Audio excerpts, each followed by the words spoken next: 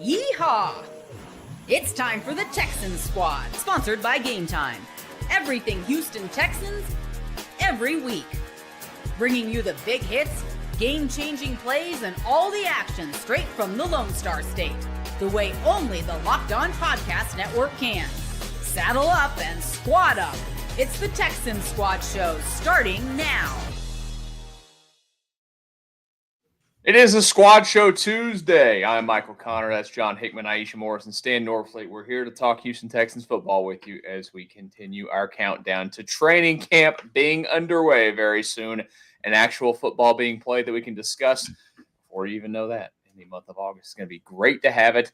Welcome tonight if you're watching live. If not, thank you for listening or watching wherever you get your podcast. John has the Locked On Daily Texans podcast. Make sure that you're checking that out. Do that. Got a lot of content getting ready to come up with training camp getting going. And we've got a lot to get to tonight. We've already got stuff for Friday that I already know we're not going to get to tonight as well. There's a lot to get to this week in general because it's that funny season where there's not a lot going on in sports this week. So people are putting things out there that are getting the people riled up. And we'll get to the discussion on the quarterback here in just a bit. But we have been doing our countdown to the season by running through the NFL schedule, the Texans schedule, I should say, specifically here over the last few weeks. And tonight we have our final 5 games of the regular season to get through, y'all. So we're going to go right into it. And, John, we'll start with you tonight. Week 14, as I should set this up properly, as we get into this, we are all sitting somehow with a record of 8-4 for the Texans on the season. So we start tonight with the biggest one of this final 5-game stretch on the road at Arrowhead. 7:20 p.m., Sunday Night Football, Week 14. What are the Texans going to do? Man, listen here. They got everybody thinking that Kansas City got better barbecue than Houston and Texas. That's so they gotta do right by the city of Houston. They gotta do right by the state of Texas because we know Dallas ain't gonna beat no Kansas City if they play. So, but this is a game I view similarly how I view the Baltimore Ravens game. I can't say yes, and they haven't done it before.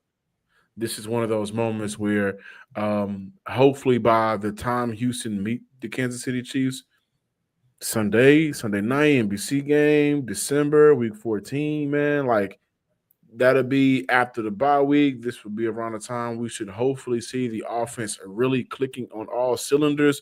However, Houston's best effort has not been enough to beat Kansas City. That's going back to the Bill O'Brien days. So as of right now, I have the Kansas City Chiefs win that game.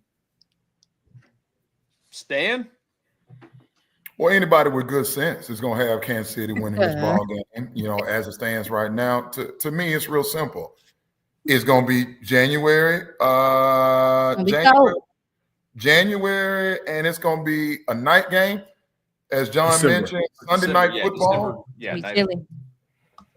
The last time the Texans played in January, Kansas City, Patrick Mahomes is still over there wearing jersey 15. Big Red is still over there with the beard. Like, Spags has still got an excellent defense to select from. Like, nothing has changed here. And they're even more pissed off given that they got beat down in the Super Bowl by Philly. So Kansas City is going to be chomping at the bit to get back into the playoffs and get back to superiority and be Super Bowl champions. So, look. Kansas City is favored by 6.5. The Houston Texans are 0-2. Is D'Amico versus Andy Reid and Patrick. Last time we saw Kansas City, it was CJ sacked 8 times, hit 14 total, missed field goal, a blocked field goal for a safety. It just wasn't his day. It wasn't that team day. Bro, we had 8 penalties to their 4.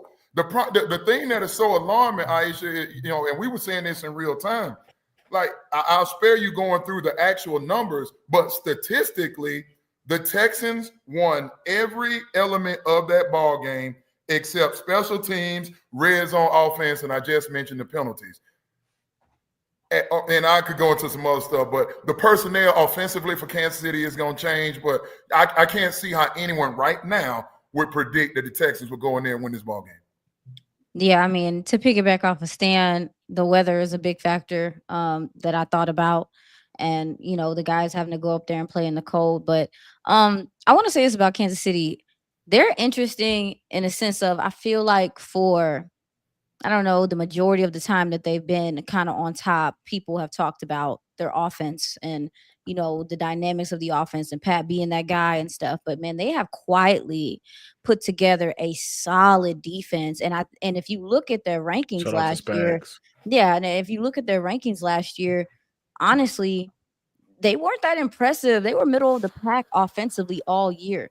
That defense is really what bolstered their ability to get into the dance and make some noise. So they just have this element about them, man. I know people hate talking about like championship pedigree and stuff, but you see it on their like in their body language when they lock in for these games. And like Stan said, they do got a chip on their shoulder. I'm gonna go with an L. I also want to mention that they added one of my favorite receivers in the draft, Jalen Royals, and boy can he Nevada kid. Yeah. boy can he boogie in the open field. I think that that's gonna be another good target for Patrick Mahomes. And yeah, like Stan said, they didn't make that many changes. I mean, if it ain't broken, don't fix it. And so I'm gonna definitely take this as an L. This Yeah, for those. We This are is- all going to take it as an L because I will take it as an L as well. Even though I wanted to be the ultimate homer and finally pick them to get over the hump here, I just can't do it. No. Like y'all said, you got to see it to play. I will say this, and I ask you guys this real quick as before we go to our next one. Is this of all the mega teams in the AFC? Is this the team that the Texans actually do match up the best with and have the best So chance that's to beat? exactly. So they do match up well. well. Go ahead. No. No, Go so ahead. so I think of all the quote unquote mega teams, right? I give them over Buffalo, being as they beat them before. But Kansas City was in a lot of one-score games in 2024. They won a majority of those one-score games. Again, championship pedigree, a damn good defense. But here's where I do think defensively the Houston Texans match up with the Kansas City Chiefs offensively. Over the course of the years, we have grown accustomed to seeing the championship team that's been built by Andy Reid and Patrick Mahomes. We've seen that offense be an explosive team. In 2024, their passing and rushing explosive rate was right next to the the Las Vegas Raiders. So offensively, they are not the same. They're not beating teams because Tyreek Hill is a burner. They're not beating teams because Travis Kelce is all world. Travis Kelce was brought back to the surface last year. Rashee Rice was out. I understand that, so that took away a weapon from him. But at times, like you mentioned, Jalen Royals, at times those other players that they expected to step up for him were non-existent. Scott Moore has been a disappointing player for me since he got drafted. He's hurt me, John. He hurt me. He was a guy that I thought, man, y'all better not let him slide to KC. I agree. When I look at matchups, did they add enough over the offseason to get that element of being the explosive team that can hurt you down the field while Travis Kelce worked the middle and underneath? I don't think so. So if this offense for the Houston Texans, if was a fifth, we'd all be toe up. But if by the time they play them, if that offense is clicking, we know what the defense is going to do if healthy, then that is a very good matchup for the Houston Texans and could be one that they finally get over the hump on. Well, I mean, also too, and that's my biggest concern is obviously we talked about Houston's offense. I think defensively, the Texans match up pretty well against everyone because every level of the defense is covered and you have guys that are fast and aggressive and those things. Now with Andy Reid's system, it is some disguising. You're not going to see Patrick Mahomes do a whole bunch of manipulating at the line of scrimmage. They have a plan. They go for it. I think the reason why they win games, John, is because they have this ability to stay calm in these big moments. The referees. Oh, see, I'm not going. Oh, stop this! No. I'm not I'm not one of those people. I'm not one of those people. If we're analysts, we analyze, and the officials play a huge role. If they didn't play a huge role, they wouldn't be necessary. They wouldn't be there.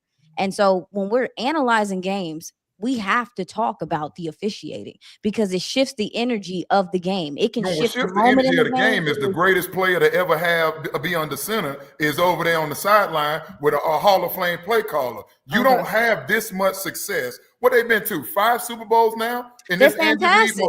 But that doesn't negate the fact that there are questionable, and this is, I will say, this is an NFL problem. This isn't just, this isn't just a Kansas City thing. It's just that it seems like it happens in some key moments. But I'm not one of those people that just rag on the officials. But I'm not gonna not talk about them if it's necessary. Not gonna happen. Kansas City is not excellent to me because of some officiating.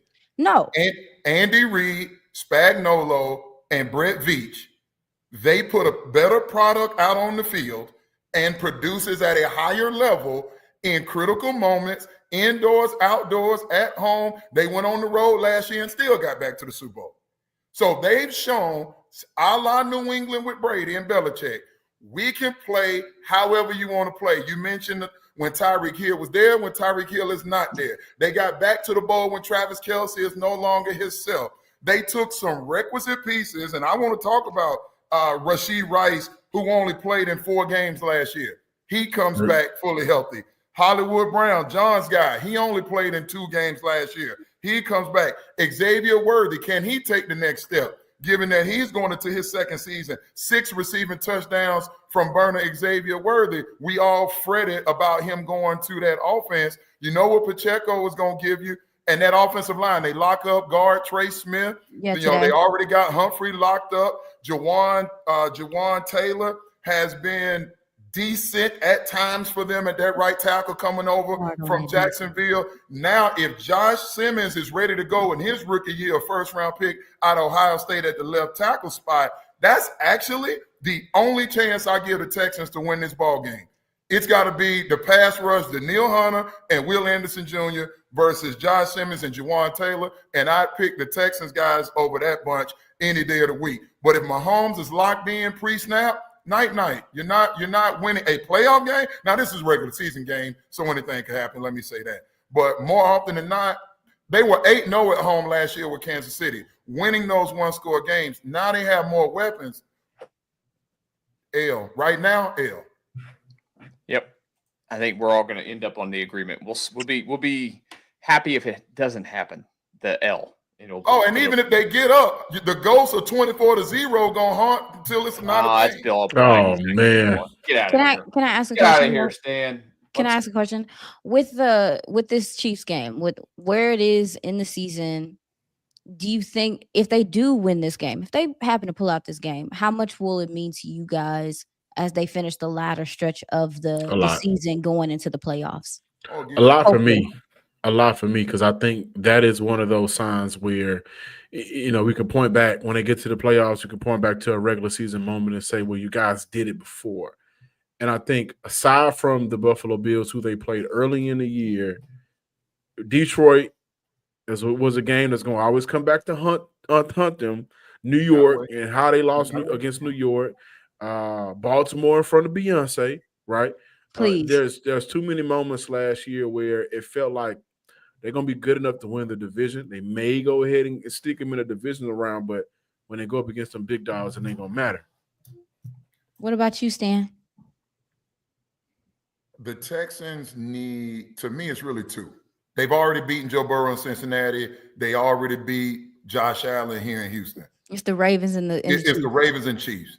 And that's the difference. But that margin right now is very wide because that's 0-5 versus those 2 teams, including the regular season and the playoffs. And that's really where I answer your question, Iisha. It's winning at Arrowhead in front of the nation on Sunday Night Football in the cold gives you the confidence that you likely got to come back there, whether it be in the second round or the AFC title game. You will already have a routine. You'll be familiar with you'll be able to deal with the cold and all of that much better. You'll have an idea of the personnel and how they may deploy, may not. So I just think it gives you, there are nothing but positives from winning that ball game. Now, the reverse effect can happen, You go there and take an L, or you go there and get beat down.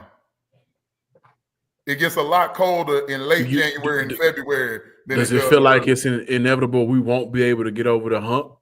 Because there are some teams where, and y'all may call me negative, I've been getting it a lot lately, but there are some teams that no matter how good franchises put their roster together, when it comes down to those bigger moments, they just can't get over the hump against some of those teams. Can I say something? It sounds like you describing the Warriors and the Rockets. All right. I see. I didn't need that. I'm sorry. I didn't need. I Next game, please. All right, the next game we'll get to here in a brief second after we get through this message on the Locked On Texans Squad show.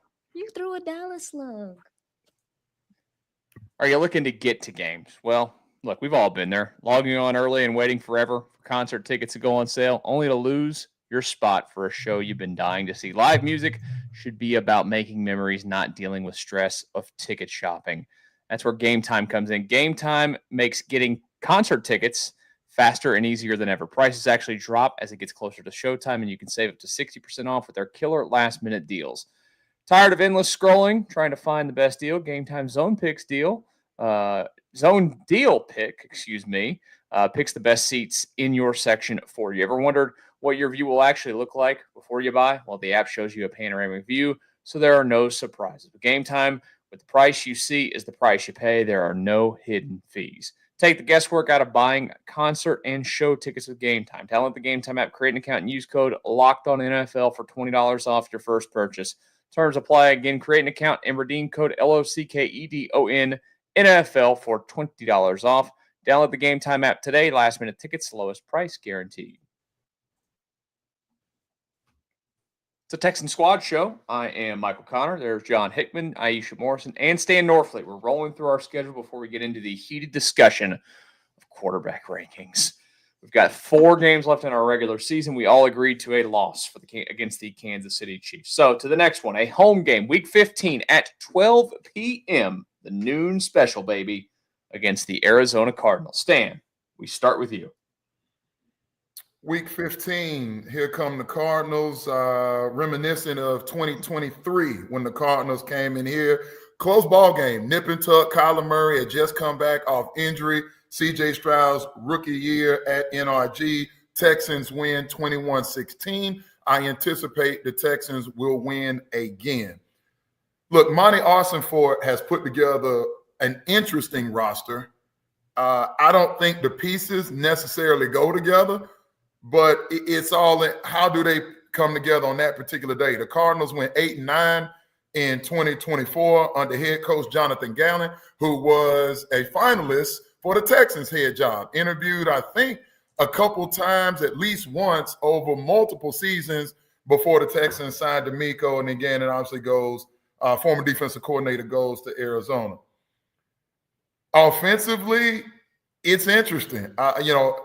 Quietly, Kyler Murray finished 9th in the league last year in QBR. We don't talk a lot about Kyler Murray anymore. Over 3,800 yards passing, 21 touchdowns, 11 interceptions. He's still plenty good enough and athletic enough, even coming back off the ACL, to be explosive and put some winning plays on tape.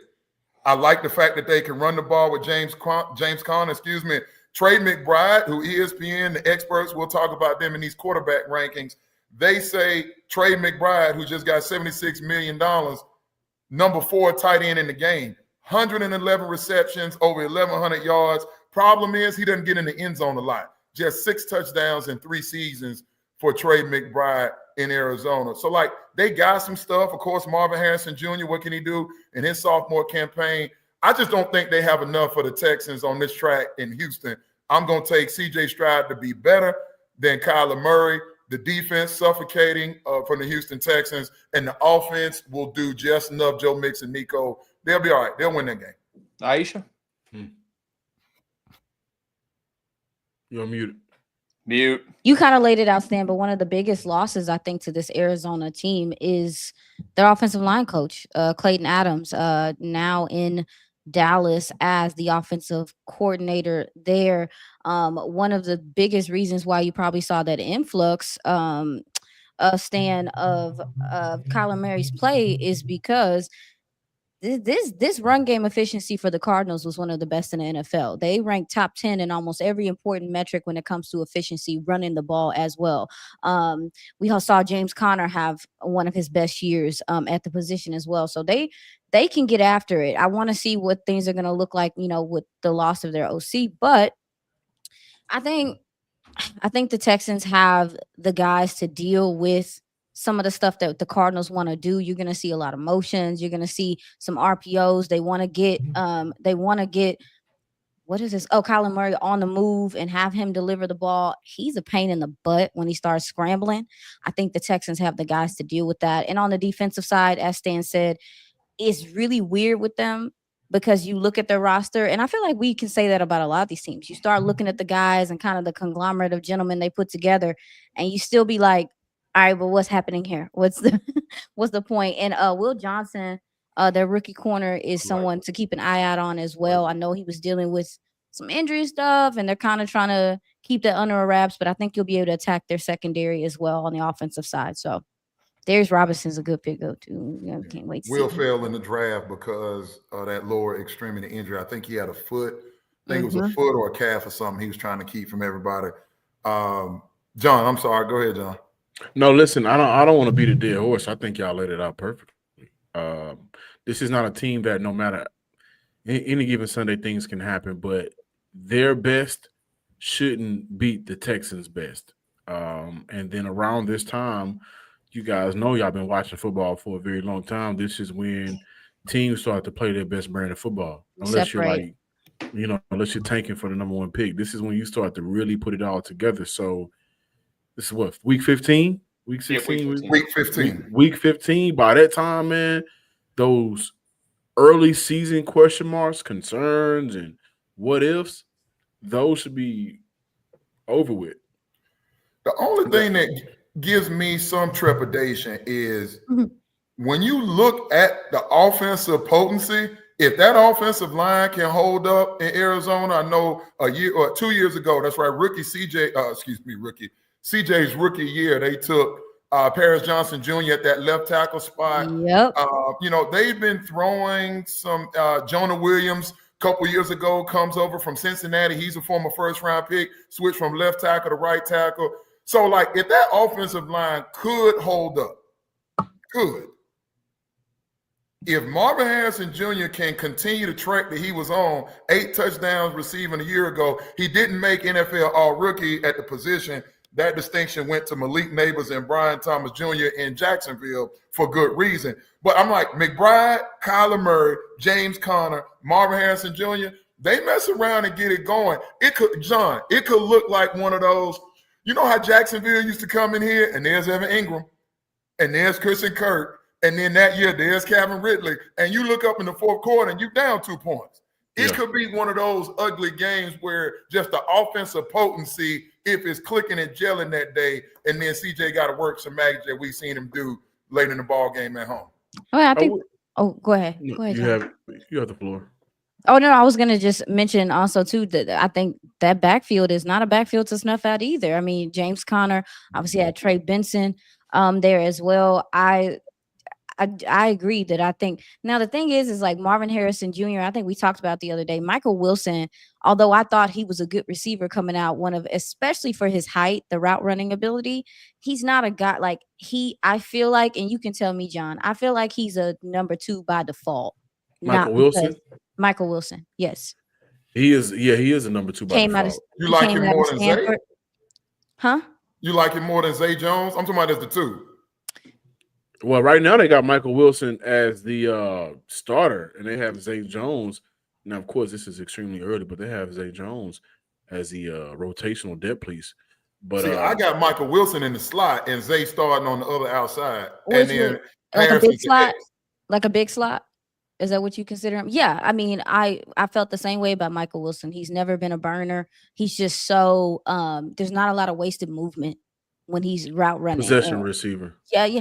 Ooh, don't say that out loud. You know, them players hate that. But I like I said, whereas I do think that their run game can pick up, they can take advantage of play action and stuff like that. I'm still not sure about their receivers on the back end. So yeah, I think this is a game the Texans can win. Michael, it's also a game where I can see the Houston Texans kind of eliminating what that offense does well. For the most part, this defense has been very disciplined. When you have a player like Kyler Murray, you want to use those RPOs to kind of create some opportunities in open field. This ain't the defense, especially if you got a healthy Jalen Petrie underneath. And then those 2 dogs in the back and CJ Gardner-Johnson and Kalen Bullock, who will be going into his sophomore year. So defensively, they are very disciplined. it's going to come down to the offense being able to put points on the board. And by week 15, that should not necessarily be a concern going up against the Arizona Cardinals. I got one more, Mike, coming to you, if I could. Like, look at that secondary. And other than Buda Baker, I know we talked about Will Johnson. There's nobody out there that can keep up with Nico. You know what I mean? And Buda's a safety. He'll be over the top providing some assistance on a guy like Nico or even Christian Kirk in the slot. But just something to note, and I'm not going to belabor the point. Week 15, will that second and third round rookie, will they be hitting the wall at this point? Played a lot of football, the most football they played. So, like, this is one of those games where I like to see those rookies get your second win, get your legs back up under you, and we got to roll because you don't want to let a bad team like this linger around. Yeah, you don't want to do that. And speaking of bad teams, we got to roll through these other ones real quick so we can get plenty of time for our quarterback discussion here tonight.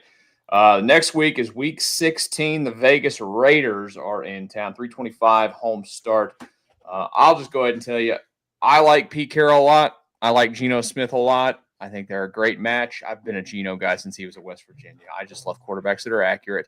It took them a long time to get there, but I think that this game at home is an easy win for the Texans. I don't know if the Raiders, they're going to be more respectable this year, but I just don't think that they're going to be contenders. Iisha, you start us on this one. Do I have to go? This is a hard one for me. The Raiders made some good additions, man. I think that that's what I'm saying. This is a harder one for me than going in the right direction. Then I think we're kind of making it seem like I understand they have to prove it and put it on the field, but it's like, no, they already had some good pieces on there and they added some guys, but they are trying to kind of readjust. So I could see this as maybe them not figuring everything out until the middle of the year or something like that. What are the Raiders playing for right at this point in the year? They've been eliminated from playoff contention. More than likely, they are in a very tough division.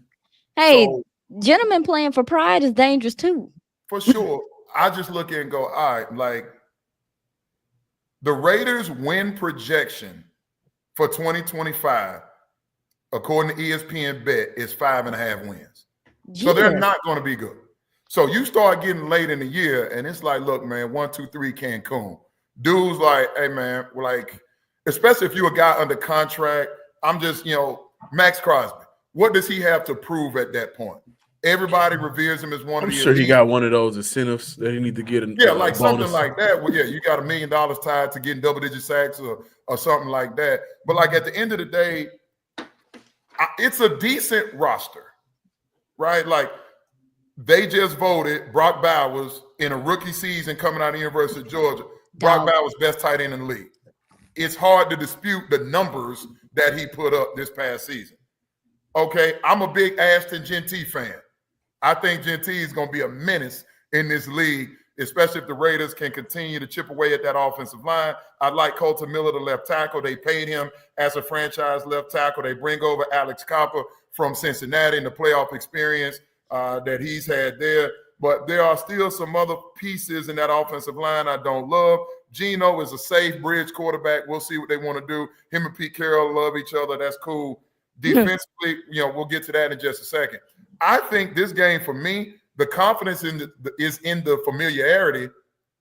DeMeco Ryans as a linebacker coach and as a defensive coordinator is very well astute of what Pete Carroll wants to do from his days in Seattle, given they were both in the NFC West. The other part to this, who's the offensive coordinator of the Las Vegas Raiders? Chip Kelly.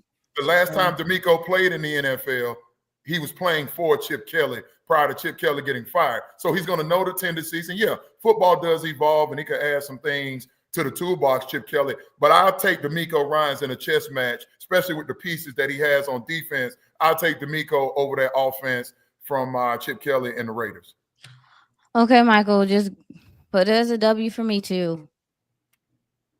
Yeah, W for me. W for me. Raiders averaged 18 points per game last year. Bruh. They made some additions, and I think that those additions are some damn good additions. I mean, you don't have Aiden O'Connell as your starting quarterback anymore. You have Geno Smith, who's a Pro Bowler, who's thrown for 4,000 yards. You also have, again, like the combination of Geno, Chip Kelly and also Pete Carroll, like that's a great combination. But realistically, this is a team I view as a team that is trying to get themselves together, not a team that is together. And when we get to the end part of this season, this should be a game where Houston they're just rolling. They rolled it. I'm not calling for a blowout. I don't know what the over/under is or the point right now. The Houston by 4.5. 4.5. They should be rolling because they got real life aspirations, and so this is a win for me. This could be a tough game because the Raiders always play teams tough. They travel well. Fans will be out here in Houston. So if you guys get into those fan fights, please record it and send them my way. Don't incite violence. I'm not instigated, but I'm saying I like all kinds of content. I like fight videos too. I like fight videos, man. Let's bring back World Star. But for the Houston Texans, this should be a game where they're just clicking. And honestly, the last couple of games of the season, I'm going to say the same thing. Raiders scoring consistently more than 18 points, even with their additions that they made in 2025 offseason. In the offseason this year, that's great. But Houston should be a better team and should take care of business. The defense, that front seven specifically. For the Raiders? For the Raiders. You start talking about Max Crosby, Christian Wilkins. I'm a big fan of Jermaine Pratt. Came out of NC State, went to Cincinnati. He was on that. He was starting at back of the year. They went to the Super Bowl. I mean, like Jeremy Chin is a guy. When they drafted Jeremy Chin out of Southern Illinois, he started in Carolina for some years. Then Ron Rivera took him to Washington. He was a cap casualty there in Washington, and now he finds himself with a payday in Las Vegas. Don't forget one player, Stan. Who you got? Lonnie Johnson Jr. Stop this. I'm just saying. Please, y'all. Texans legend Lonnie Johnson Jr. So, like the only other thing that I would say is go look at that wide receiver room. This team should not score against Derek Stingley, Kamari Lassiter, Jalen Petrie, Bullock, CJ Gardner, and those two edge rushers, those edge defenders, and Will and Daniil. Like, they just don't have enough offensively to consistently threaten the Texans. This should be a pretty convincing dub. Should be. We got two more games to get through. We'll roll through those real quick here on the Locked on Texans Squad Show. Welcome back to a squad show on a Tuesday, our first of two this week. We're with you again on Friday. I am Michael Connor, John Hickman, Iisha Morrison. We are with you talking Houston Texans. We've got two more games to get to before we get to our quarterback conversation here. And we're going to go ahead and roll right into them. And, John, we go back to you to start this one. The Los Angeles Chargers, of course, the team that the Texans beat in the first round, the wild card round of the playoffs at NRG last year. This time it's on the road. Week 17. There is no start time for this week or week 17 yet because they leave those as flex games. They're going to see what matters and what not to put who in wherever in prime time. I could see this being a possible primetime game late in the season, but I'm not a big respecter personally anymore of Justin Herbert winning big games, so I'm taking the Texans here. John, what about you? You know, the Chargers, their admin, their social media admin, probably the best in the NFL. Pretty good. Here. Those schedule releases are amazing. And if the offense could look as good as those schedule releases, then this would be a different conversation. But MC, you're right, man. This will be a game because do we assume the Chargers will be competing for the division or playoff? Right? They were a playoff team last year. They're going to be competing for a playoff spot this year. They made some additions. I'm still kind of shaky about the entirety of their wide receiver room, but this is two teams going up against each other, fighting for a playoff spot, presumably that in the past the Texans have got the better of them. And when it matters, we've seen the offense, and I love Justin Herbert since he came out of Oregon, but he will fold in big games. And I'm not sure, do they have an answer for Will Anderson and Daniil Hunter based off of when we've seen them the last time play? Like when I talk about the Ravens and the Chiefs, can I pick the Houston Texans to beat them? I'm going to say no because I haven't seen it. I ain't seen the Chargers beat the Texans yet. And when they did play, it was an emphatic victory in the playoffs. So I got Houston in this one with a dub. Yeah, hard to say looking at this offense for the Chargers that they're going to be able to put up the points necessary to, kind of counter this Houston defense. But obviously, we saw the Chargers defense last year, number one in points allowed. Um, these guys Oh, get after it. These guys get after it. These not people to snuff at. You got a Khalil Mack, Tier Tart, who I think still got some in the tank. I mean, Deion Henley is, to me, coming out the draft, was one of my favorite covers linebackers. He plays with some ferocity. They have guys on the defensive side, so it's kind of I feel like in this conversation we keep running into, because we don't know what the Houston Texans offense is going to look like. I know that I want to for sure say these are wins, but then I'm like, okay, well, what if the offense can't score on their defense either? Where does it come down to then? It comes down to what, the quarterback? can Special I add teams? something? Yeah, go ahead. Yeah, of course. And shout out to Jaden Higgins. Shout out to Nick Casario. You know, Jaden Higgins got that fully guaranteed deal as a second rounder. Trey Harris is on a holdout right now. And You- they drafted Trey Harris 7 spots after Higgins to help with that wide receiver room because, you know, where's the faith in Quentin Johnson right now? Where's the faith in Mike Williams to stay healthy and be productive? So if Harris holds out, okay, how long does it take for him to come back? If it takes him into the season, how long will it take for him to get accustomed and acclimated to the offense? And will that throw off his connection with Herbert? And how long will that play a role in the Chargers' offensive game plan? So, like offensively, Houston has question marks, but I know that the Chargers are going to run the ball. They drafted Amarion Hampton. They already got Najee Harris, who they signed over in the offseason, but he'll be out for some time because of a firework injury. I mean, by this time, he'll be playing. Hassan Haskins. They're going to run the ball. Yeah. But outside of that, are there playmakers on the outside that the Chargers can really rely on outside of Ladd Ladd McConkey. I mean, McConkey's a Ladd dude. McConkey's a Ladd baller. McConkey. I was about to say, outside of him, because in the outside playoffs, of him. he had 192 yards.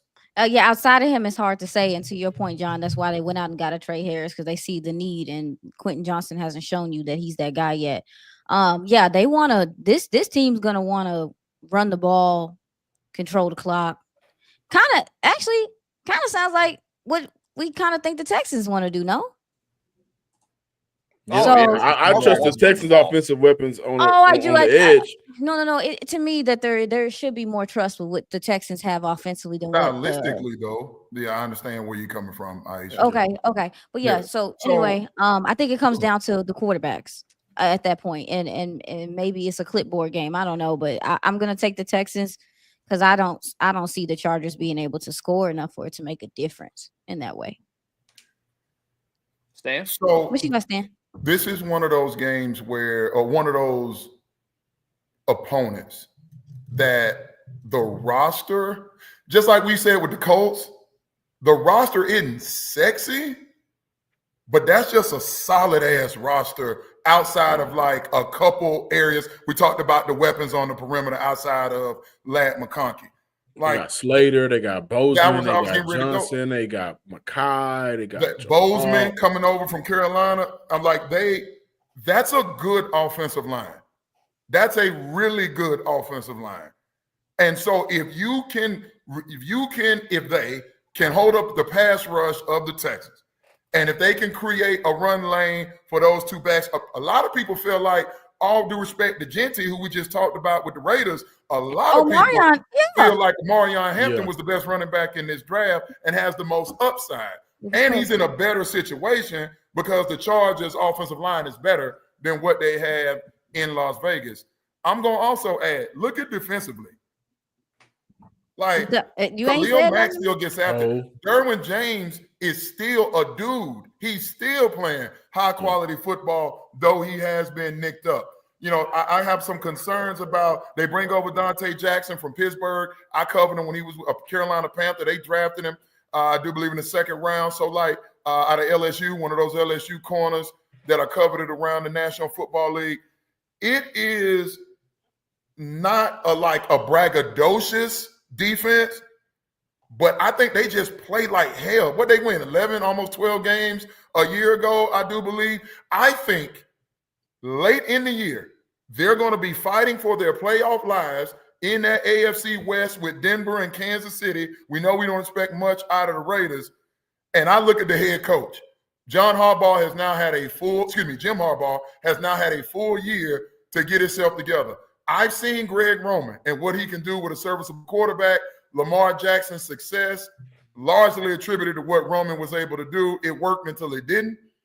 I'm going to take on the road. I'm going to take the Chargers in this ball game later in the year because we also said that the Texans might have a division wrap in like week 12, week 13. So this could be one of them, okay, if we lose, it doesn't really hurt us. But, I'm just going to say if this game were at NRG, I would pick the Texans. But I'm going to take the Chargers here. I do want to point this out, guys. The Chargers have a incredibly difficult schedule. They got to play the Chiefs twice, Super Bowl appearance. They got to play Philly, but they got to play the NFC East, so that includes Washington. They got to play Denver. Like, they play a bunch of playoff teams. Sure. And so by the time they get to Houston, and we can make the same case for any of these teams, but how healthy will they be? And this is already an offense where, okay, Mekhi Becton, he held up for a large part of last year. Can he do it again? Justin Herbert again, man. Like, what version of Herbert will we get out of him? And some of those running backs, will they be available and ready to go? So, like, the schedule for the LA Chargers is very hard, and I think that may play a role into the how can I put it, man? It could impact their game plan if guys are available or not, and that's every team. But this is week 17. We're talking about? Yeah, that's late in the year. All right, so we've got everybody with a win, but staying on that one. And our last game is here now. The Indianapolis Colts. We've talked about them previously. That was the game in Indy. This is another home game here to finish the season. Of course, like I mentioned, no start time for the Texans on this one. We will see if it matters and whatnot, if they put it on some sort of primetime game. I doubt that they will. But will the Texans finish with a win and go into the playoffs with a W, or into the playoffs with an L? I will take the W because I said they'd split, and I took them losing in Indy. So there's that. Who wants to go for? Where was I last? Stance, you're up first this time. Do we feel like this could be a game if Indy reaches their ceiling? It could come down to, who wins the division. See, that's can where Indy I'm be coming that from. good? Like, I'm looking at it this way: if the Texans already have it locked, why is CJ playing in this game? If it's locked, they already won the division. They know they're going to host a home playoff game.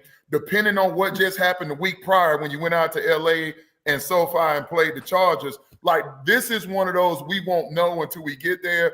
Does this mean anything to the Texans? Of course, they all matter because you're keeping score. But at the end of the day, also look at the other thing. Like, is this the last game for Anthony Richardson? Does he need to put as much good tape out there just to maintain some semblance? This is one. If the Chargers don't play hard, they could clean house. Head coach, GM, franchise quarterback that you selected in the top half of the draft. Like, this could be way more important to Indy than it is to the Houston Texans. So if you're asking me to pick it, if CJ plays, I'll say yeah, but I don't know where the Texans could get a Davis Mill moment. Yeah. I'm gonna say I think it's an L too. Just by default with the different factors. We're not getting a Davis Mills moment. Come on, Stan. You was here. I'm gonna say they win, but this is, even if Davis plays, I'm gonna say they win. Because I think D'Amico has got to start implement. Okay, look now. We're at that point where we got to be rolling. Like, you got to smash bad football teams, and I do expect the Colts win projections this year, 6.5 wins according to ESPN Bet. So this thing should be long gone by then. But if they're fighting for jobs and livelihood, they may put up a fight for a while. So the Texans may have to play until this isn't the thing anymore. If is it an L if the Texans already have everything sewn up? Could you see D'Amico sitting some of these guys, or do you just not? I don't think that's his vibe. He seems like he's going to want. He hasn't done it like that as of yet. I would say to close out last season against Tennessee, the starters got to drive. Yeah, they got to drive, and they scored on that drive. So that's what I'm saying. He's going to play them. Now, how long he plays them? Yeah. That's the one thing that I think would be the reason why they would lose. is that they are not really fighting for anything at that point, and you don't want to risk injury to Stan's point because you got people trying to get their incentives and pennies and quarters. So I'm John, gonna did you have a go. win or a loss on that one? I got a dub for Houston. Gosh, Yeah, I don't believe in Indy. I don't believe in Indy I just either. don't But believe in their quarterback situation. I think they'll be fighting for the first pick. If it's Daniel Jones or Anthony Richardson, I just don't believe in either one of those guys at this moment. I would love to see Anthony Richardson pan out. Do I think it'll happen? And do I think it'll happen in Indy? No. No. But see, that's just the thing. You get Anthony Richardson in a desperate situation where he's like, the hell with it. The coaching staff may or may not be here next year. You start getting a physical alien with the ball in his hands. If he's healthy, he could just make it. So D'Amico could come into the game with, look, fellas, we're going to do 2 series and we're getting the starters out.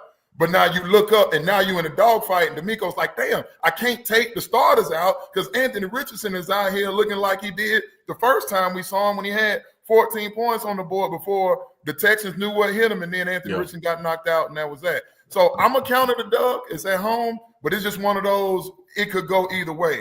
So this is one of those, if you have the Texans at 10 wins, it might push you to 11. If you have them at 11, it might push you to 12. This is one of those games. Well, I can tell you what we have now is we've wrapped up our run through the schedule. I have them at 12-5. Stan, you have them at 11-6. John, 12-5. Iisha, 11-6. So and you know what, y'all? I think that's pretty good for us. They've been saying Stan been praying on the Texans' downfall.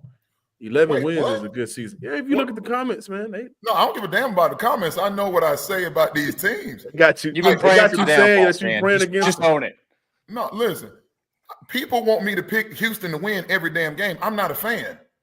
I get paid to analyze and tell you what the tape says, what the number says, and what my experience around the game of football being in locker rooms for almost 25 years or over 25 years. Like, I don't get caught up in the fandom. I appreciate the people that do, but they can't, like, I've been right about the Texans record the last 2 years. Texas fans, y'all heard it. He does not go to church and pray on the Texans' downfall. He's going to have, if he's been right, then it's going to be a good season for the Texans once again. Let's talk now. See what this matchup look like in the postseason, but we'll talk about that in the next segment because I'm at the point with the Texans that I'm at with another team that ain't too far from the city of Houston. We'll talk about that on the other side. Please. Yeah, and let's talk the rankings that are coming out. It's hot take season. We'll do that here in a moment in the Locked On Texans Squad Show. Texan Squad Show on a Tuesday. We appreciate you stopping by if you're watching live. If you're not, well, of course, hit subscribe to this Locked On Texans YouTube page. Make sure you're checking out John with the daily Locked On Texans podcast. Going to have a lot of content coming for you here with training camp finally. I mean, like, you can almost smell it at this point. And you know why you can really smell it is because this is the deadest week of sports in the year. There's nothing going on. There's no baseball. Derby. Oh, no, we got an all-star game tonight. I do not care. And I'm a baseball guy. Do not care. Won't watch a single second of it. And there's nothing. There's no NBA free agency anymore. They start so much earlier. There's literally nothing going on. So it's that you time didn't of hear year. that? LeBron James going to Dallas. Y'all didn't hear that? Oh yeah, sure he is. Even if he does, okay, it's like the Rockets with Barkley and Pippen and Drexler and Hakeem at like age 39. Congrats, a bunch of oldies. It literally would be. Let's keep it on the fairway. All right, so it's silly season with rankings, and ESPN has gone out there. Now look, they are going out there and surveying executives and coaches and scouts across the league, and they've put together the top 10 lists, and they're doing this position by position. The one that's going to catch everybody's eye, which is the one that matters, is the quarterback position. I'm going to go ahead and run through the 10 real quick, and then we're going to react to it. Patrick Mahomes, of course, comes in at number 1. No surprise there. Number 2, Josh Allen of the Buffalo Bills. Number 3, Joe Burrow of the Cincinnati Bengals. Lamar Jackson of the Ravens, number 4. Number 5 is Jaden Daniels, the Washington Commanders quarterback after 1 year in the league. Matthew Stafford, the Rams quarterback, comes in at 6. Justin Herbert, the Chargers quarterback, at 7. Jared Goff, the Lions quarterback, at 8 of the Eagles. And the Super Bowl champions, Jalen Hurts, at number 9. Then number 10, Baker Mayfield of the Tampa Bay Buccaneers. I'm just going to go ahead and say my piece real quick and just open the floor up to you guys. First of all, I've got mad disrespect for Justin Herbert. I'm out. He doesn't need to be in the top 10 anymore. Jared Goff's not high enough. Jalen Hurts is definitely not high enough. Jaden Daniels is 1 year in the league. Put him at number 5 is silly talk. And Josh Allen is not the second best quarterback in the league. That's Lamar Jackson. John, would you like to start with your thoughts?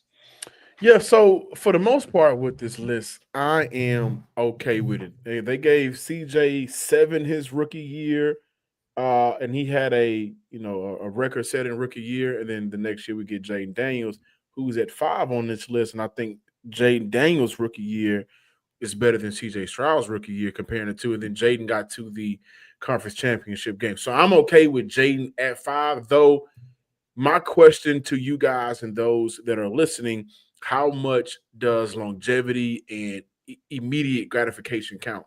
Because when ranking quarterbacks, it is kind of hard. Year to year, you get different versions of quarterbacks. But for me, the 4 that are locked in on that list is my 4, and my 5th quarterback in the NFL right now is Matthew Stafford. But given what Jaden Daniels did in his rookie year, and also given how fair they was to CJ Stroud after his rookie year, I'm okay with that. Now, to Herbert, was a huge fan of Herbert coming out of Oregon, and I think that when he got to the league, Brandon Staley was his coach who cost him a bunch of games. I was not a fan of his. However, again, I mentioned CJ was 7 last year. Herbert was 6 last year. CJ fell to honorable mention. Out of the top 10, Herbert fell to 7. But when we saw them play head-to-head, CJ had the better performance. There's been multiple times where Herbert has been a reason or have not been able to elevate that offense to wins when a lot of what they did last year, going based off of last year, was simplification of the offense to make it easy on him. I disagree with Herbert being in the top 10. I disagree with CJ Stroud not being in the top 10. And here's another thing that I want to say. Given what we saw from CJ Stroud last year, Stan, we've had conversations on and off camera, on and off the phone.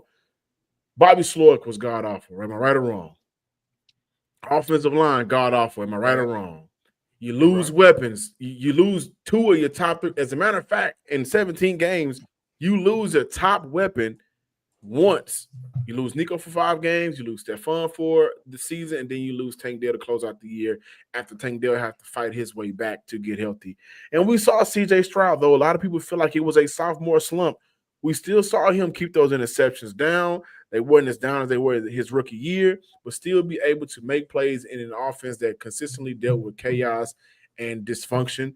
And for me, guys, when I look at quarterback, accolades aside, Super Bowl aside, I think CJ Stroud is a better quarterback than Jalen Hurts. If you put CJ in Philly with that offensive line, with those weapons, with that offensive consistency, the Super Bowl would be the same result, but it may be much more of a blowout. So CJ not being in the top 10, I have a problem with, and I would take Herbert and Hurts out of that, though I'm a huge fan of Jalen Hurts and what he's been able to overcome in the NFL. So in regard to the things you were talking about, all the context about CJ Stroud's year, these people don't be caring about that. When they do these rankings and stuff, they're not as attentive to all of the details and stuff that you're talking about, John. So that probably played a factor. Now for me, I don't think the list is too crazy, to be honest. I do agree that Lamar Jackson, I think, should be number 2. I guess Josh Allen after that, and then Joe Burrow. But for me, the Herbert thing is confusing. I don't understand the infatuation with the player at this point. The player is yet to produce. The player is, and don't get me wrong, it's weird how someone can look at Justin Herbert and put him 7th, and all the stuff that's, you would think they're maybe considering everything that's happened around him, the new OCs, the new all this stuff. We consider that, but that's not what's happening because CJ's not on the list. So for me, I don't understand the infatuation with the player. I think the talent is there, but it's been ample enough time to show some of the talent that's there.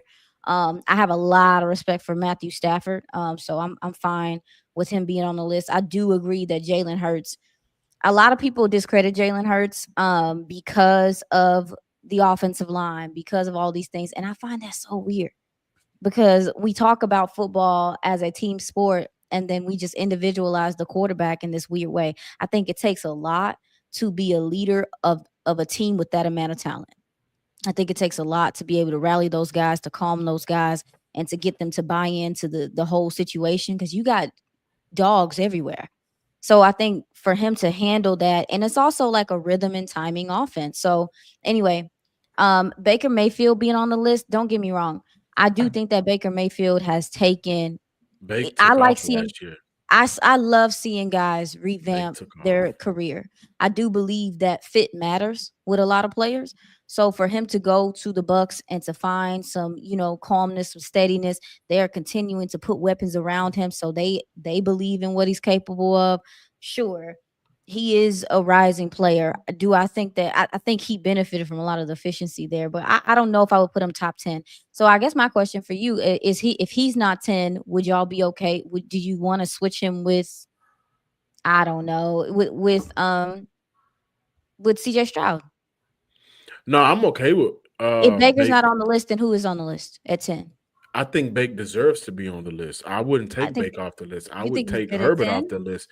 And I think when judging Hurts, he's a guy that accolades matter. He's probably in the most perfect situation in the league. So that's why I I wanted to agree. put that disclaimer out there. Like, just based off of quarterbacking skills alone, I have CJ over Jalen Hurts. But if there's any quarterback that I would take out of that top 10 and switch CJ out with, it It would would be Herbert. 100% be Justin Herbert. It'll Now, be Herbert. Yeah. Stan, you have been around the league and football for a very long time. You've been a scout. You've done a lot of great things around the game of football. My question to you before you talk about the list is, does this list reflect how executives and scouts view CJ Stroud and how they may have viewed how it all went down between Stroud and Bobby Slowick? Do you think that plays a factor in why he didn't make it this year compared to his rookie year? So Jeremy Fowler is of ESPN.com is the author that led the charge in compiling the data, I should say, the responses from over 70 scouts, executive, and personnel people, as well as coaching staff across the league. So these are football people. This isn't media. This isn't fans. So I'm going to take credence in what's being said here. Doesn't mean it's perfect. Everybody has an agenda. It doesn't mean it's unbiased. So it's not the gospel, but I will consider it because it's people that are in the business that know what the hell they're talking about. I'm just talking about the list overall. What's not clearly defined in this list is this a 2024 season list? Is this a career accomplishment list? That's why I said I think it. it's That's not clearly defined I here. think it's 2024. No? You It didn't just say ranks that? the top. I mean, the headline is execs, coach, scouts rank NFL's top QBs for 2025. All right, so then we definitely got some issues here. All right, Matthew Stafford is top 5 right now. Yeah, so yeah, we got to parse through this thing, and I don't want to take too much time because I really want to make this about CJ. If we're talking about 2024, then Patrick Mahomes should not be number one. That distinction should go to Lamar Jackson, and I will hear an argument for Josh Allen. Now, Josh Allen won the MVP, but Lamar Jackson won All-Pro.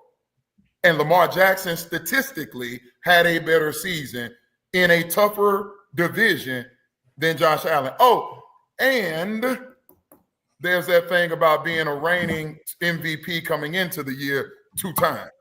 So we can remix that. So for me, the list is real simple. You're going to have Mahomes, Lamar Jackson, Josh Allen, and for most people, Burrow, whatever 4, however you want to organize those 4. It's those 4, and then you get to everybody else. Now, the article also reflects, they said picks 6 through 11, it was an extremely tight race. So with CJ landing at the first honorable mention selection, he could have very easily had been 6. He just fell to 11. Okay.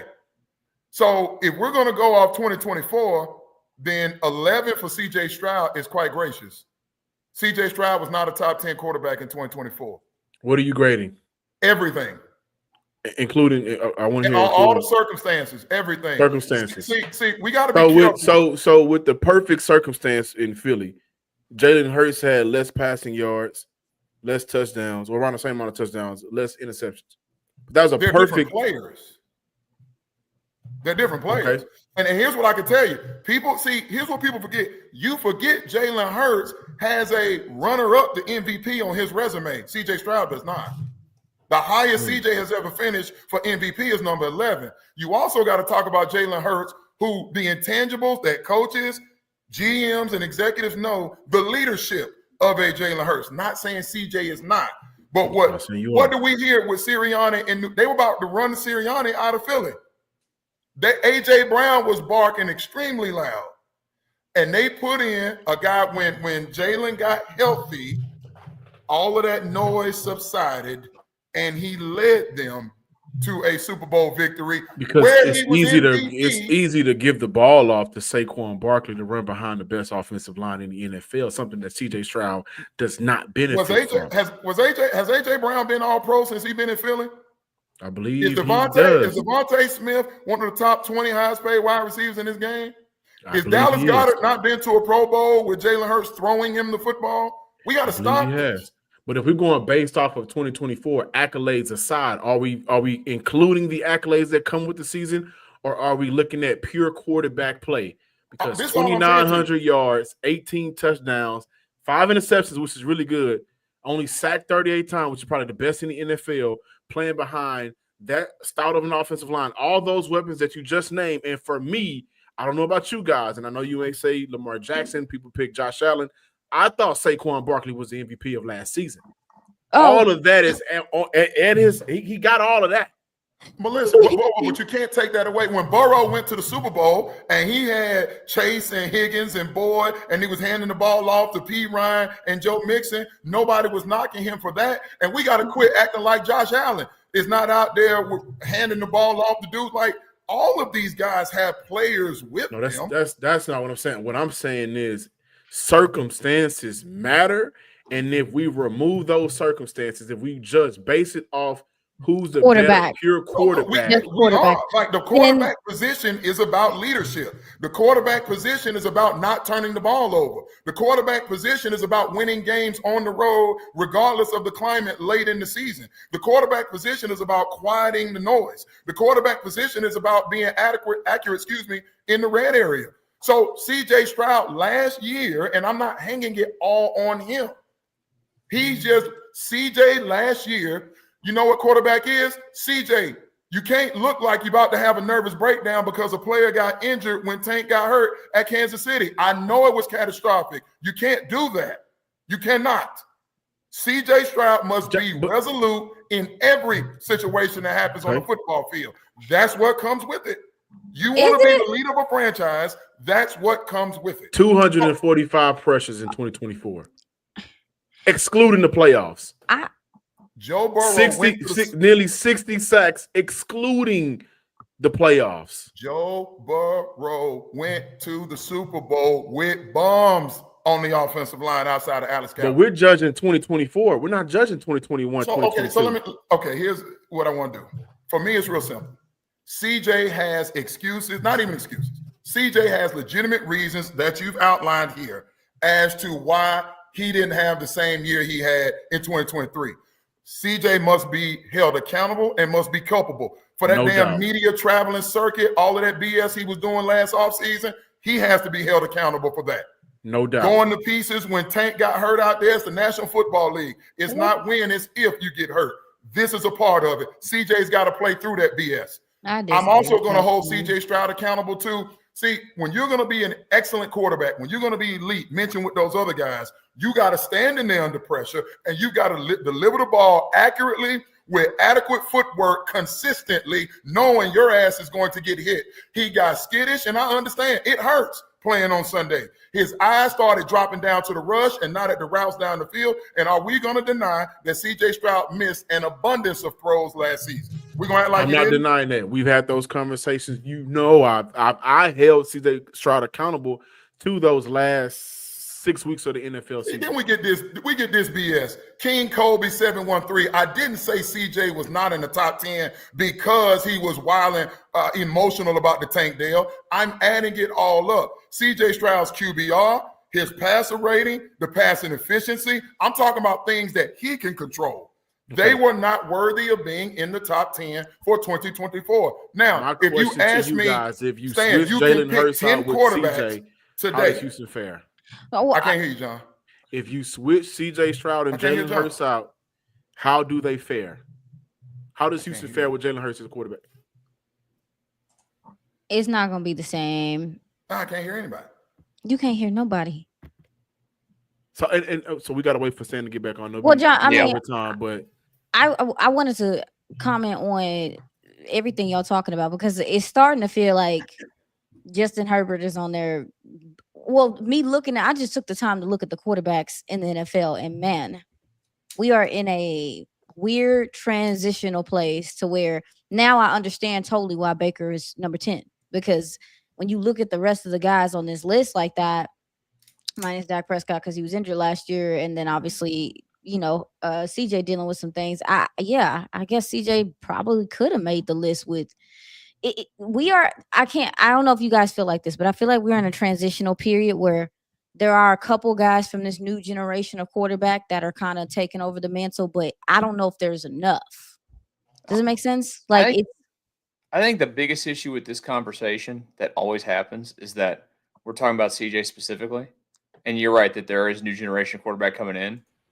But the biggest issue is that we're talking constantly about CJ Stroud like he had a bad year last year, the way that we talk about him, the way that we view it. It wasn't a horrible year by any means. It wasn't a horrible year. Year one, absolutely it was. Did CJ Stroud have a top 10 year? But it's borderline. I mean, like to me, it's a dealer's choice at that point. It's who you don't want in the list. If there's somebody in that list that you don't want, I wouldn't put Justin Herbert there. I would put CJ Stroud in the top 10. I have CJ at 10, but I'd knock Justin Herbert out. Because if we're being fair, if we go based off of quarterback play and numbers, you can make a case for Aaron Rodgers to be top 10. And he had better numbers. Aaron Rodgers had a better season than Justin Herbert. He put up numbers. John, stop. Man. It's time to go, y'all. We have never regarded a top 10 quarterback who's only thrown for 2,900 yards. So here's what I was trying to say before whatever happened technically happened. Look, if the conversation is 2024 quarterback play and adding up all the nuance that go into the position, CJ doesn't deserve to be in the top 10 to me. Now, if you're going to ask me, through the 2 years of CJ Stroud in the NFL, Stan, you got to pick 10 quarterbacks. You can go blindfold and pick one of these 10. I want CJ's name in there. There's nothing wrong with saying the dude is a good quarterback. He regressed last year. There's nothing wrong with that. Other dudes had a better year than he had last year. What's wrong with that? There's nothing wrong with saying that. I don't think nothing is wrong with that. I have been on record saying, especially holding him accountable for the last 6 weeks in the NFL. CJ, footwork, overthrown, passes selling, and I blame him for the Detroit loss. I've held him accountable. That's not what I'm saying. I'm saying based off of this list, if everything matters, we have never, and maybe during Michael Vick years, he also ran for 1,000 yards. We don't hold these guys in the past 15. Who are we talking about? We're talking about Herbert or Hurts, but more so Hurts. 2,900 yards gets you top 10 in the NFL in 2020. He's the Super Bowl MVP. Stop. Okay. I can't believe you're on this hill. No. And that's why I'm making it a point to say, accolades aside, Jalen Hurts balled out in the Super Bowl. I'm not taking away from him. Flip the situations. Do you think the Houston Texans make the playoffs? If Jalen Hurts was in Houston, as bad as the AFC South is, yes, I do. Do they get to the Super Bowl? Probably not. With Jalen Hurts here? Probably not. That offensive line was atrocious. No. That's all I'm saying. They're not pulling push here the way they're pulling in Philly. Now, if you really want to have a conversation, and the element to this entire list that I think was negated, when you got Sam Darnold? No. When you got Jaden at 5, I'm like, whoa, time out. Well, you've been here 5 minutes, and he had arguably the greatest rookie season of a quarterback in the history of the league. But time out, dog. That's in the NFC. It's Now, what I premature. will put a feather in the cap in CJ Stroud's cap is when you're in the AFC and you're playing against Burrow and Allen and Lamar and Patrick Mahomes regularly, now we can have a conversation. It's no disrespect to what Jaden did in Washington, but he doesn't deserve to be up there at 5 playing against what is probably the second worst division. I can't take that. I take that back. NFC South is. That comes for Baker. I take that back. NFC South is the second worst division in pro football. But no, like having Jaden that high, I thought Baker was ranked too high. I can understand the conversation for Herbert being ranked too high. I'm okay with LA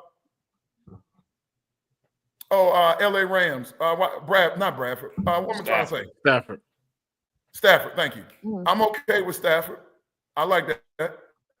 I'm okay with Jared Goff. Jared Goff had a decent year. He had a good year, but his production was decent. So do you hate on Jared Goff because he's surrounded by weapons? I love Jared Goff. I'm a Jared Goff. No, I don't. So we're going to hate on Jalen Hurts. He got weapons, but I'm sorry. Goff I misunderstood. Are you asking me, do I think CJ Stroud is a better quarterback than Jared Goff, or do I think the situations matter in Jared Goff's case? In 2024, I'm asking John Hickman, and I'm going to ask everybody. It's 2025, Stan. No, this list is off 24. Oh, yeah, in 2024, was CJ Stroud, including the nuance, all of the things, did he have a top 10 season at the position? No. I'd have put him 10th.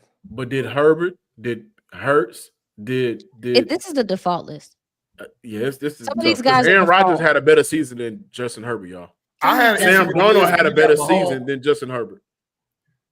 Yeah, like I just had an issue off the top. When I saw the first name was Pat Mahomes, I was like, okay, well, this isn't a 2024 list. No, it's not, because we just talked about the Kansas City offense. Something else. Yeah, we just talked about the Kansas City offense. They were not impressive this past year, and he was part of it. So yeah, they just be. All right, so fun, y'all. No, it is. Yeah. I like it. I mean, it's passionate. It's one of because the quarterback position is going to do this, and everybody has a different definition of what quarterback is. Not everybody can win with Lamar Jackson. Not everybody can win with Jalen Hurts. People think Jared Goff got traded after appearing in the Super Bowl. Jared Goff got traded. People wrote Baker Mayfield off, including yours truly, as done. Sam Darnold had himself a year in Minnesota last year. Like the position, the circumstance, that's what makes the conversation fun. I just can't put CJ Stroud in there. Do I think he will rebound? Will he be in the top 10 this time next year? Let me see this offensive line first. Oh my God. CJ Stroud MVP year number 1, passing Patrick Mahomes. Whoa! Next year. Whoa! Lock it in. Whoa! MC knows how to get him going, man. He knows how to get him going. It's time for Michael to sleep. Well, Mike, what are we doing here, baby? Guess what? Friday, there will be more lists out where the Texans will get into a spot. And I am very interested to see where a few Texans players get into some spots on the upcoming list that they have coming out that we will get to for Friday. We also have some other things that are out there that we're going to get to as well. But as we always do at the end of the show, our parting shots this evening. Iisha, you get to take the first crack at it tonight. Okay. I'm gonna say I hate these things, y'all. I'm gonna say I hope that everyone gets to camp safely in one piece and no one gets into any trouble or anything crazy happens before training camp starts. That's what I care about right now, is that everybody gets there safely. It's a good one. John? As much as we just talked about and had I think a great debate going back and forth, by the way, and it's all love. Me and Stan know that it's all love, y'all. But as much as we talk about situations matter, the Houston Texans are on a 2-year, in my opinion, they'll be on a 2-year run for me to make sure that the situations that we talked about with Philly and Detroit, that they can somewhat create the same sort of comfort situation for CJ Stroud. So that's my shot to go. And it all starts up front. Stan? Okay, so Oh, Every once in a while, I'll get a wee bit emotional. It doesn't mean I'm wrong. It just means I get extremely passionate. I get hyped. The voice carries. I start getting demonstrative. It scares the bejesus out of Monica sometimes. Hey, baby Carson. So I went back and thought about last week's show. I said it was debatable. You could make the argument that Tunsil was the greatest left tackle in the history of the franchise. Thank you. Are you walking that back? You walking it back, right? I'd like to dial that back just a tad. Okay. Dwayne, you know what? you love a self-aware person. So Dwayne Brown has been All-Pro 3 times, twice in Houston, once in Seattle, the latter part of his career. Tunsil is damn good. And by the way, Tunsil, these same people voted Laremy Tunsil the number 7 overall tackle in the league, left or right. Tunsil is still excellent. He's got his issues, but he's excellent. He will be missed. Mark my words, he will be missed. However, better than Dwayne Brown. I'm going to dial that back. I'm going to go edge Dwayne Brown. My bad, DB. He's a Virginia Tech guy. I played at UVA. It's a thing. My bad, D Brown. It's behind the scenes beef. Yeah. Okay. It came out later. Pass for you to finally be able to get down to the nitty gritty. Yeah. You knew he was not better than Laremy Tunsil. No, I said arguable. I said it was debatable. Dwayne Brown has never set the market that I can't remember in getting paid. My man Tunsil got paid. I think there was a brief period where he was not, if not the top, he was right up there at the top. Yeah. He probably was. Yeah, he did. I remember he did have one contract situation that got him paid big time. All right, well, Stan, we appreciate you acknowledging the greatness that is Dwayne Brown. For me tonight, look, we've talked a lot about CJ Stroud here at the end. I'm confident in CJ Stroud this season, and more than anything else, because he's not hanging out with Amber Rose this offseason. So there's that. I just always want to leave you guys with something to keep you thinking. We will be back on Tuesday. Today's Tuesday. We will be back on Friday for another Locked On Texans Squad Show. Between now and then, you guys take care of yourselves and others. We'll see you then on the Squad Show.